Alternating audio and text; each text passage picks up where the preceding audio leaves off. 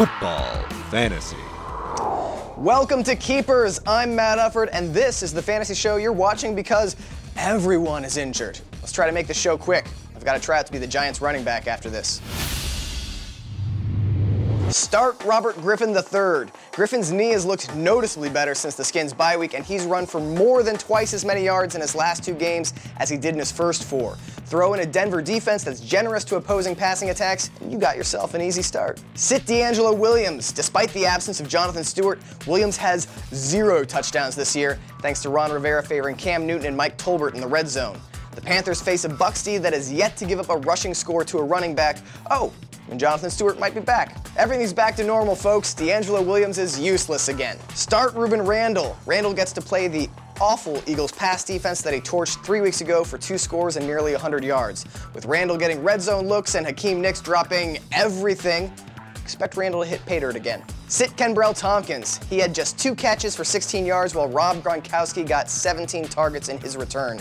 Throw in the potential return of Danny Amendola and Aaron Dobson getting more snaps.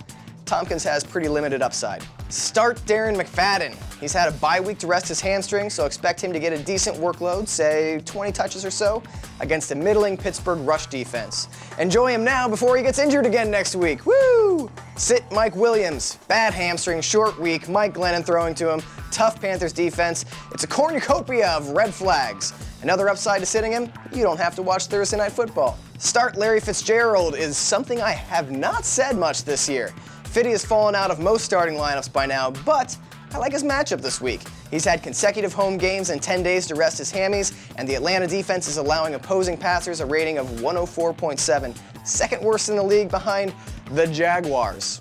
Expect him to work an overmatched Falcons secondary. Sit Greg Olsen. Olsen's having a nice year and on pace for 900 yards, but he hasn't hit pay dirt since week 2, and he'll go against a Bucs team that, since their bye week, has held tight ends Brent Selleck and Tony Gonzalez to a combined 3 catches for 40 yards and no TDs. Ordinarily, I try to focus on the positive in the reality check, as being right helps my brand, but in this case, I want to apologize to you, dear fantasy owners, for telling you to start Nick Foles. It's clear that his success at Tampa Bay was the result of Greg Schiano sucking at his job, because Foles looked awful against a dismal Dallas defense. I paid for my error. I lost a critical game because I started him, and in that league I have now dropped him outright despite being a Michael Vick owner. A plague on Nick Foles' house. Never again, Foles. I won't rest until you're out of the league. No. On the plus side, I totally told you to pick up Jarrett Boykin last week. Hope you did, because he's going to be awesome with everyone else on the Packers being injured. Buy low on Stevie Johnson. A lower back injury threw him off course for a bit, but it should only get better with time.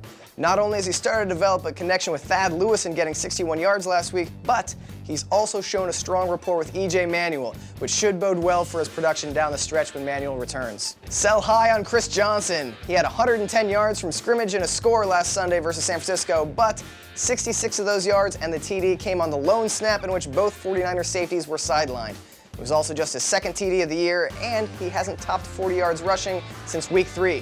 Don't read too much into his week 7 numbers. Buy low on Jay Cutler if you can afford to stash him. He's out for about 4 weeks with a groin injury, which pegs his return around week 12. And from weeks 12 through 16, the Bears play some of the worst pass defenses in the league, with the lone exception being week 15 against the Browns. Cutler could be a great matchup play for your playoff run. Sell high on Harry Douglas. He lit it up last week, but don't expect that to be the norm. Despite being the only wideout with more than 1 catch going into last week's game, the Bucs opted not to put Darrelle Revis on Douglas, instead playing soft zone coverage. Other teams won't be as dumb, and going forward you'll see more of the Harry Douglas who is mostly invisible despite being the 2nd wideout behind Julio Jones earlier this year. Other teams won't be as dumb, and going forward you'll see more of the Harry Douglas who is mostly invisible despite being the 2nd wideout behind Julio Jones earlier this year. It should be cool and windy in Cincinnati on Sunday. Should you be concerned about gusts of wind affecting deep balls? No, because Andy Dalton totally underthrew A.J. Green last week, and Green still turned it into an 82-yard touchdown. If anything, Dalton needs more wind. Hire Jordan Reed and fire Owen Daniels. Reed's outburst versus the Bears was no fluke. He was good before that, and the Redskins are all in on him being their feature tight end as they're currently shopping Fred Davis around. As for Daniels, he's not even eligible to return until December. With Houston's quarterback situation in shambles, don't bank on squeezing anything out of him late in the year. Hire Mike James and fire Joik Bell. Doug Martin's shoulder injury allows James to become the bell cow of Tampa's offense, and he should see the ball plenty since, you know, Mike Glennon is their quarterback. Meanwhile, Bell's early season value has dropped off with Reggie Bush at 100% and the Lions passing game taking precedence. Hire Darius Heyward-Bey and fire Miles Austin.